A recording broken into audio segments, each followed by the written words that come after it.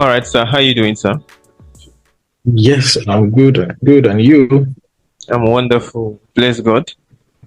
All right. So, you know the purpose of this now. We really want to inspire a lot of young people who aspire to kind of know what next in tech, and you know how to really leverage on the ability of opportunities with them. So, and we want to just see how you can help us answer some very few questions, and I Okay, sir. believe it's going to be very, very, very inspiring to a lot of people. All right, I think I get the very context. I Yeah. understand very well. All right. So let's begin. How did the journey begin for you? All the way from your first company, all the way to Scrappace.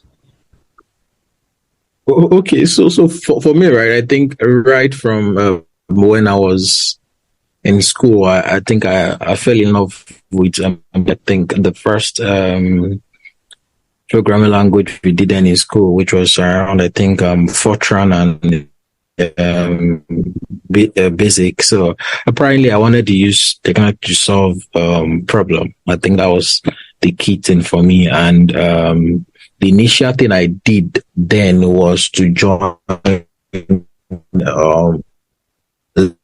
like Google Student Ambassador. I was part of Intel's door, and yeah, we did some things in school then, right? For Google, we did map things around school, around the city. For Intel, we're doing training and like, so that's some, to some extent, gave me some around and also connect me with the right set of people that were able to start and do things to get me some sort of, I would say, as at least compared to now, understanding of how, the technology, works, how to, form partnership or work with multinationals also. So I think that gave me some sort of people also, I think within that scope of things. The then in school, I know I primarily started with a project called Planty. Yes, but before Planty, What do just you in call the name in again? the bit to solve problem. Panty, Planty, like the Planty is same basically panty that we all know. yeah, yes, Planty, yeah. All So right. actually, what we called it was a program input for a program by and the then Solicitor General of Lagos for solution to help attend to social issues, right? And I think myself and my co-founder now and other friend, I initially put it for them, then I added in as partners to see how we could create, and then it was a solution basically very low tech to allow people, properly, do stuff around waste and recycling, right? Just something very basic, right? But before then, this was I was about speaking to before you called. Just myself and a clique of my friend and one of our very young lecturers also then, we're developing a solution to generate electricity from marshy plants. That is where you have marshy ground because of the high rate of conductivity that is possible there and availability of some sort of energy stored within the soil system. We're trying to exploit it to generate electricity. Yes, and probably also store them inside batteries. Although the electricity generated would be very not as high, but it could help you do some basic things, at home and the likes. Yeah, and with that solution, I think we got to I think a finalist for Africa, right? And it's a build up of, things like that they're just, creating solutions around. I think after then was when we did something around Planty that I highly highlighted. And from there, I think around maybe 200 or 300 level then, if I'm correct. And I think when we're in 400 or 500 level, uh, we also expanded the scope of Quansi beyond where we are then. And I think we were a nationalist in a program by the geoscience body then within the country.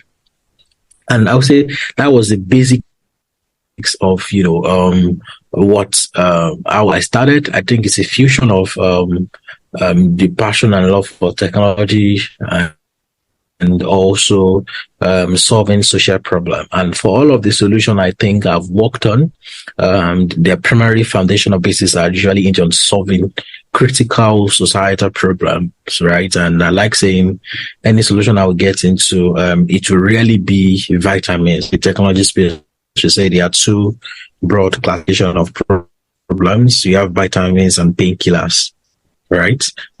So for me, I have a thesis that I would rather be on the side of creating solutions that are painkillers. That is, these are extremely critical and fundamental to solving the unique problem that we have within Africa or generative, right? Yeah, and yeah, vitamins also have their place. They make, but in the state of economic evolution of Africa, I think painkillers are much more critical to solve problem and create some sort of what I think Efosol John Wan or Professor Clayton spoke to in their book called The Prosperity Paradox. Research market creating innovations are at this point in time. I hope I'm not speaking too much. Let me hold on if you think about it. No, I'm actually enjoying the conversation. That's why I had to keep quiet so I can get a lot from you.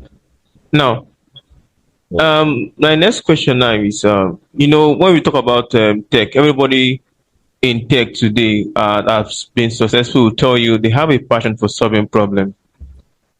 You get so now, but we all know most people have this kind of inclination towards the fintech. So, are you telling me you're not probably tempted by the way you see the fintech growing, or something like that? Maybe just feel like let me just move to that fintech zone. Okay, so within the space, fintech is called the VC's darling. To some extent, it's the business model is extremely clear, right? You could, to some extent, if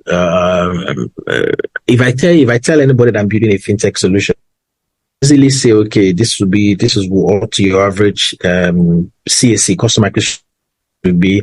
This would be the lifetime value of this person. This would be your attrition rates and all of that, because it's a well-established facet. So it's much more easy to do.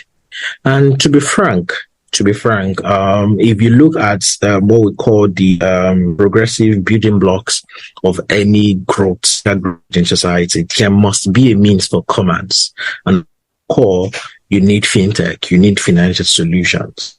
And yes, the advent of what happened in African ecosystem has really shown how well we've been able to milk and progress on that, and more solutions will come up, because we've solved some part of the solution as far as fintech. And the question is deep within the village, deep within maybe one of in maybe Ogun State or Ijebu or somewhere, these old women cannot still use not still yet included within the financial web. I remember in doing my business school program in Alibaba Business School, they were showing us videos and recording and just interview of how, in their in 3 villages, you have these people transacting with, technology, like they don't use cash. And it was really fast at it from that perspective. You're also saying, okay, I think we still have a way to some extent to go as far as it's concerned. A very close picture of this was, is painted by what is obtainable with M-Pesa's in the East African, ecosystem, right?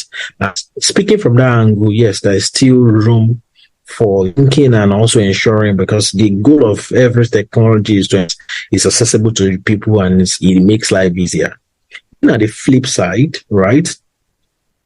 The African ecosystem turning and problem is a bit unique, because unlike the Western world, we are with a deeper problem.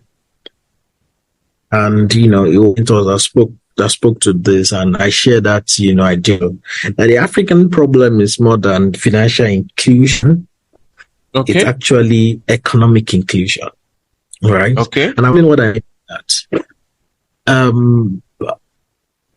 people, there's a problem of poverty, at least by 2030 or 2025. It is projected that for every poor people in the entire world, I think one of them will be Nigeria, right? And That's serious. that by 2050, yes, by 2050 is also Nigeria will be the third largest ban, in the world, have just behind China and India. Right. So it tells us that we see several solutions just creating a wallet and all of that for people. But the question is, what is inside that wallet? Right. So you could have wallet with X, Y, Z. It has given you ability to stop. But the question is actually transaction going on. So those questions to give perspective. Those people have been, financially. The question is, have they actually been economically included? Because the sense of having a wallet system or something like that, that's people, there's no money, there's no, and that's what I think in the space of fintech needs to be empowered and pushed forward. So are you thinking of an economic inclusion? Yes, that's what I'm saying. So we must graduate inclusion to economic inclusion. And maybe I should go a bit ahead of myself. And that is the paradigm that you have with solutions like Move, for example. Simple as that's the paradigm you have with like which one can I easily remember also now? Okay, let me even use this for example, right? Because the Scrappy's model does not just what we're doing on a very, very high level is a fusion of technology, payment, and recycling, right? So just technology, payment, and recycling. All right. On like a threefold code. Okay. That's the summary of what we do, right? Okay. Because think of what is obtainable within the mobile money industry today. 10, 13, 14 years ago, do any form of financial transaction, you need to be with us of, the banking hall, right? If it's a weekend Monday. But with the advent of that model that was by, the likes of Paga in Nigeria, M-Pesa in East Africa, right? Individuals would to offer financial services to people.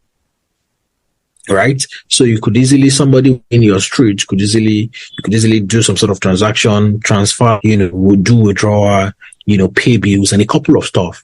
Some sort of mini bank has been brought closer to people. Literally, in fact, at 9 p.m., 10 p.m., you could do actions with these persons.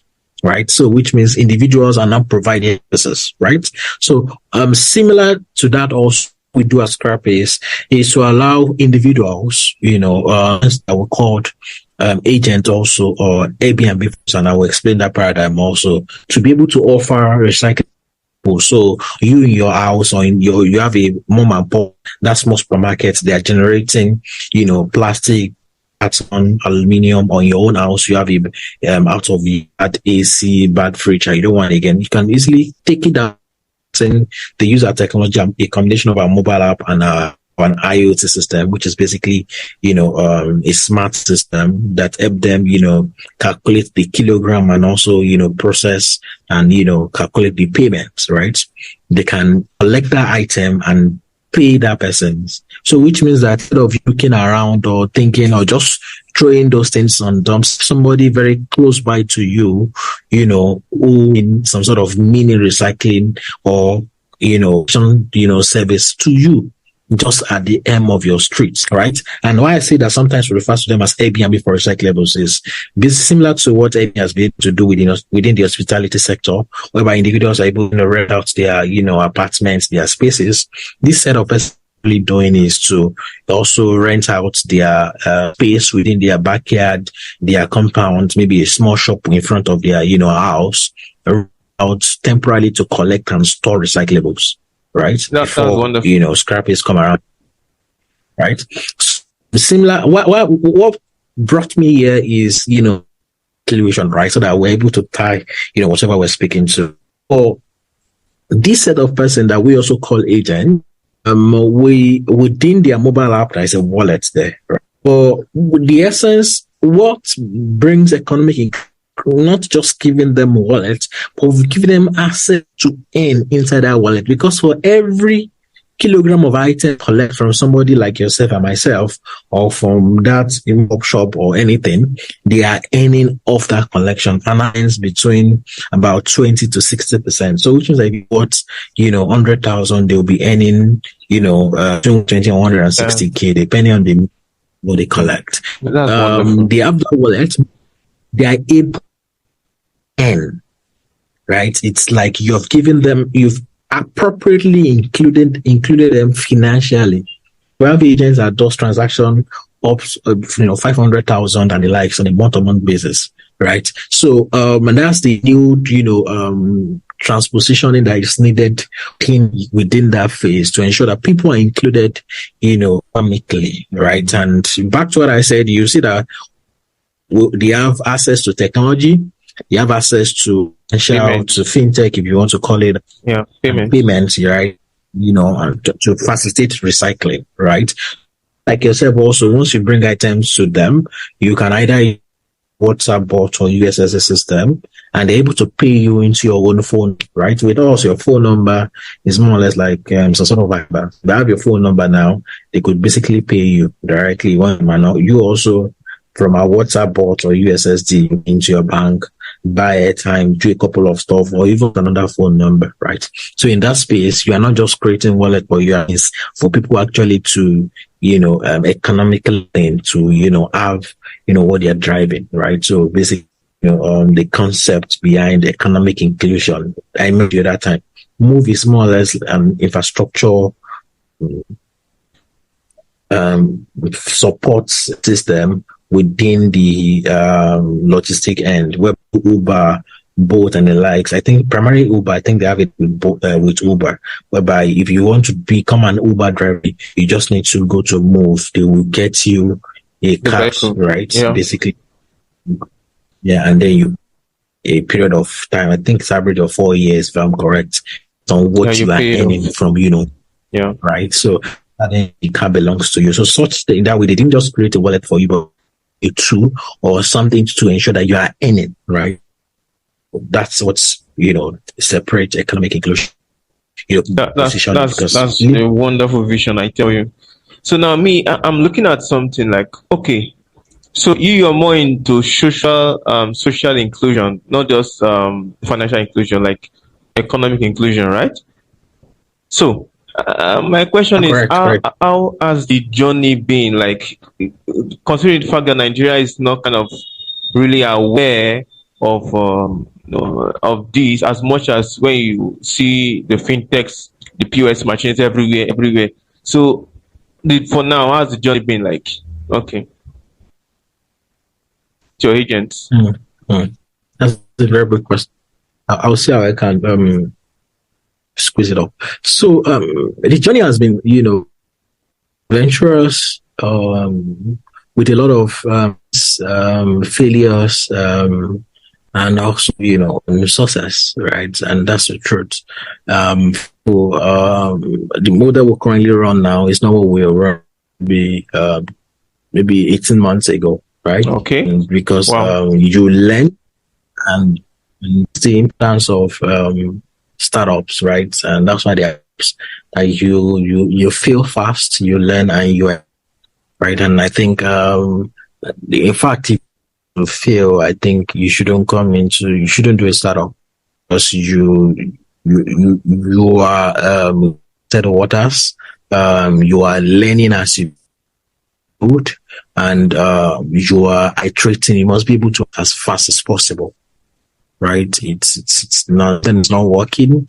You test it, you immediately pivot within the startup ecosystem. It's called pivot. Okay, so that means in the last 18 months, you've been able to pivot to this new model you're running right now.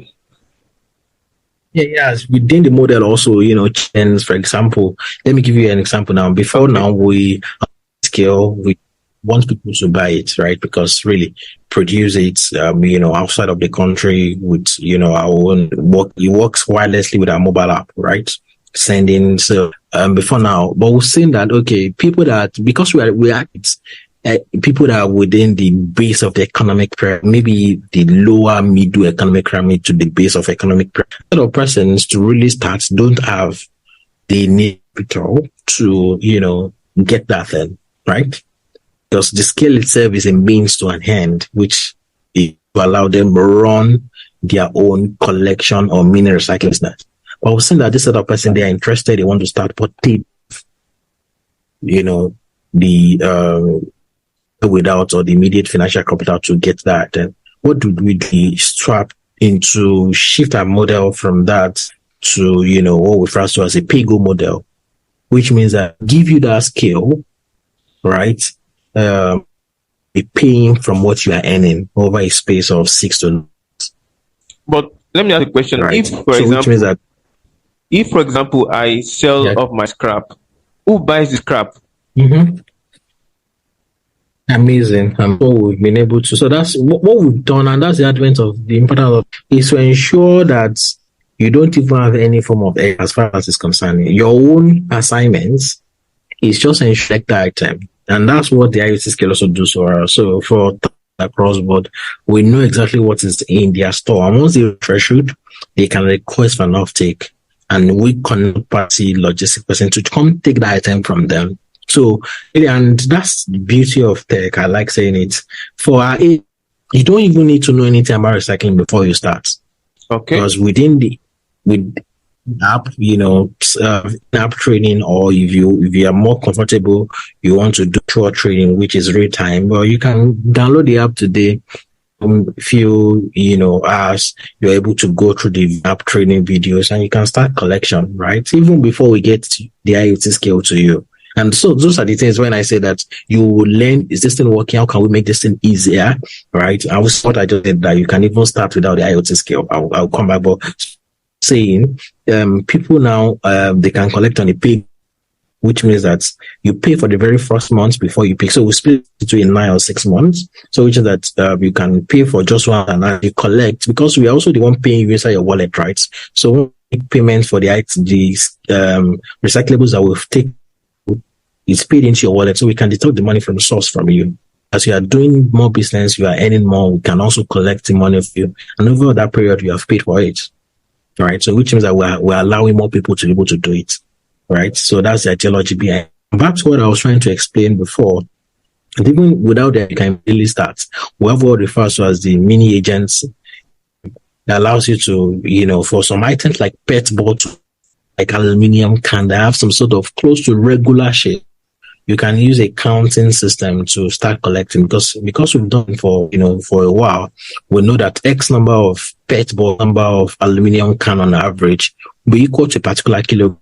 So you can start collecting those two items. Although we collect to 13 different material types, but at least for you to start to limit barrier to entry, you can start with those two, right? And as you earn, you can progress and, do better stuff. That's just by the way. Explain now.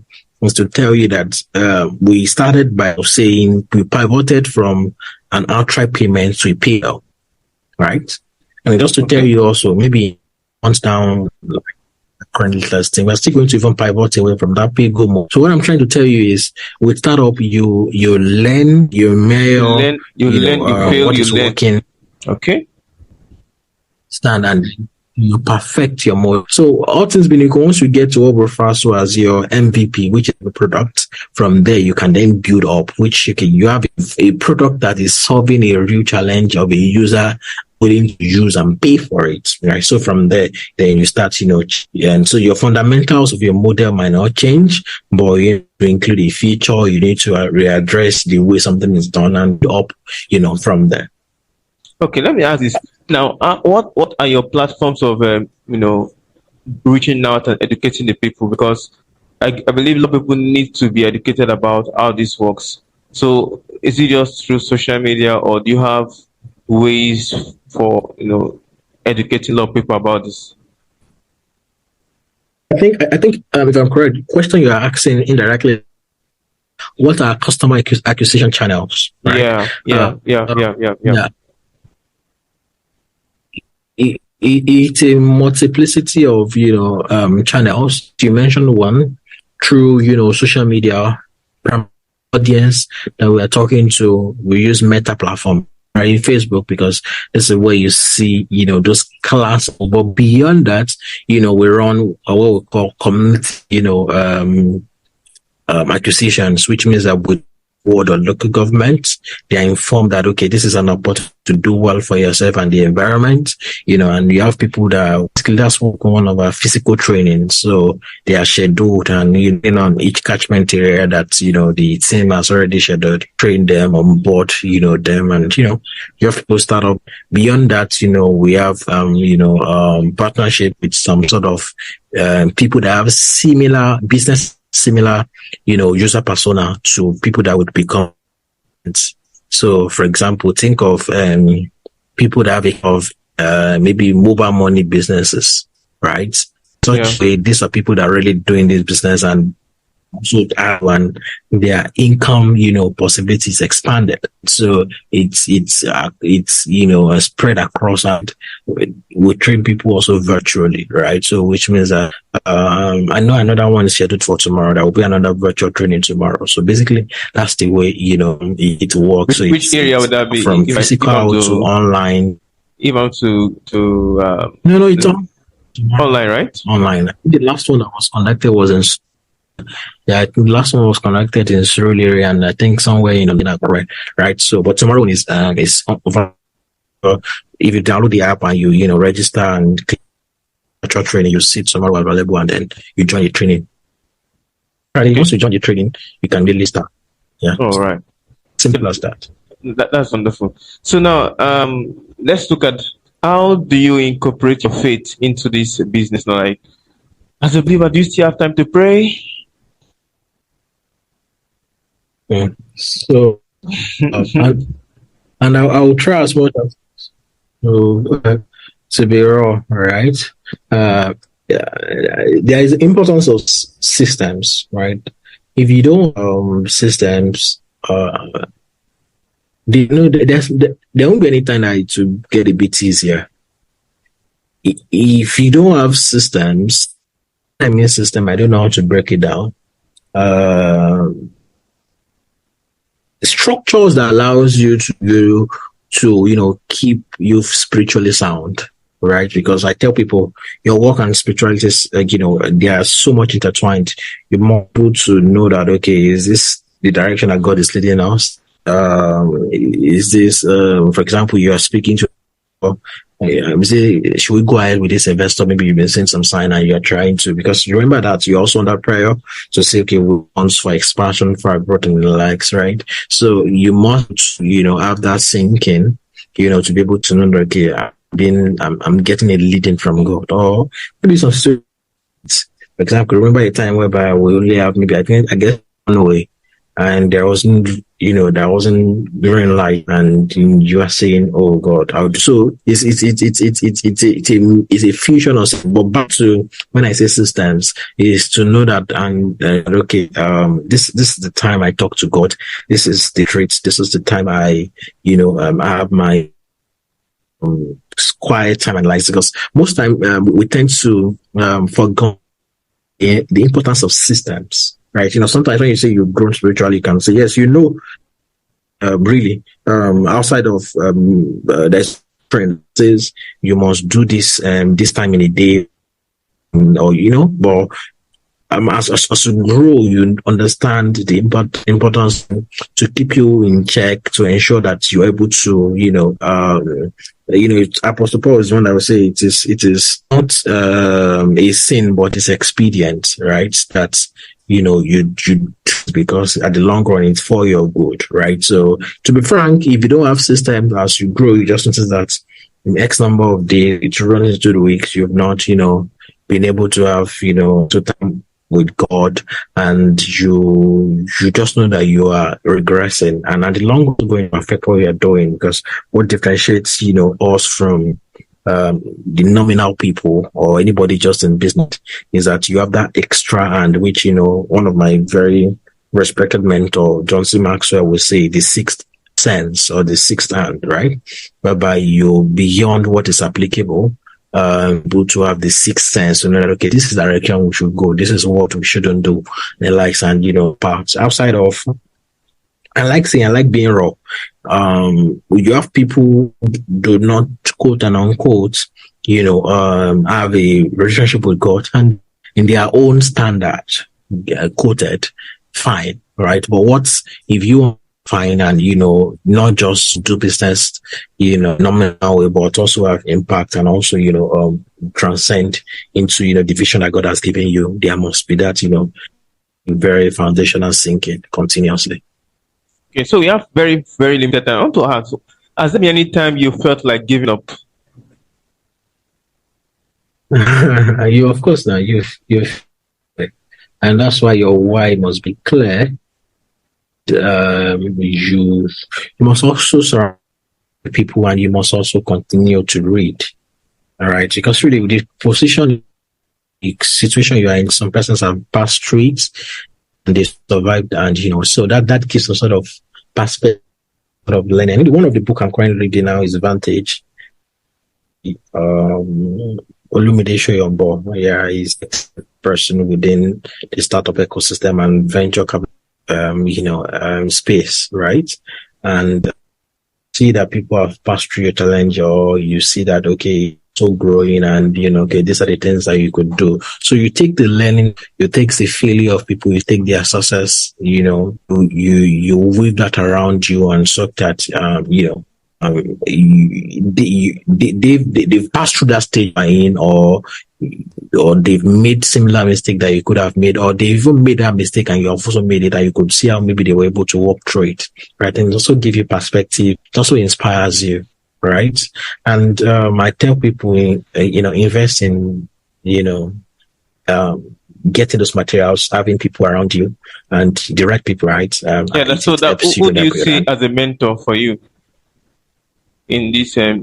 So very hard to answer that question because depending on, yeah, so I have a multiplicity of mentors, right? Speaking to the venture capital space, speaking to the agency model, just so I like putting context, to things, and sometimes, right? And for example, just to give an example, one of the very key person that has been able to effectively scale the agency model within the Nigerian ecosystem. Now, don't let me say African ecosystem. Is Tayo Viosu of Paga. They've been able to build. Paga. Yeah. And have you been able to meet him one-on-one or virtually or something? Seen in events, right? Right. But I tell people, don't necessarily, and you can learn from people because that's the advantage of internet, right? You can easily go through the articles, go to their Medium, buy their books, right? I respected how, because I also now be going into venture capital, space. I respected how, for example, the book I said I was reading, how it was able to have an eye for very early stage technology companies, right? And I know I also need that projected into what I will be doing in a few years. So that means very soon in future you'll be going to venture capital. Yes, I would. It's important. Africa need for any society to go and emancipate out of our current. You need a very huge base of capital to ensure that happens. So that for you now, around it. How has capital been for you? It's a bit complex, especially with the downtown capital space. We're currently raising a round currently. And if you're in such round in maybe 2021 or early to mid stage 2022, maybe it would have been faster. Because there is, and especially when you're also working, it's not as mainstream, right? So it's become a bit of, I won't use what complex, but it can be very, very tedious, right? Because you need to this person that these are the impact, just because to be frank, venture capitalist is it's not just there are people that are called impact investors. Pure venture capital, there must be business sense. There must be that, okay,